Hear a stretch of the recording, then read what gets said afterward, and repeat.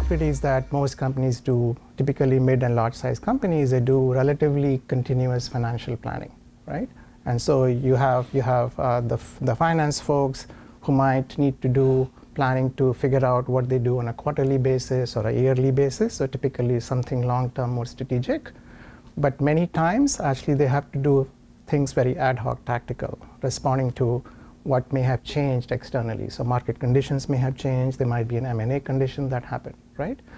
And given that there is typically an urgency to get the answer out about this, sometimes they actually have to work with data that is hard to get to.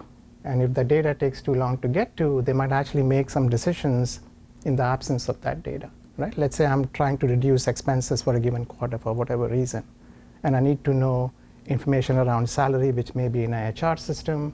I might need to know information about compensation to the sales folks, which might be in a CRM system, right? And if getting that information is hard because IT landscapes in these companies are typically complicated, they might be living in different applications with different data formats, etc. And getting to that information is not that straightforward. And typically what might happen that you have to go tell a person to go extract that, fill a report that might take days or weeks to come back. And if I don't have that time, what do? I make a decision in the absence of all the data that I need. So now what we are beginning to do, what these language technologies are getting really good at, you can actually make them work as an agent between two applications. So as part of this thing, let's say I'm a financial planner, I can go ask a question saying, get me the salary information for XYZ cost center.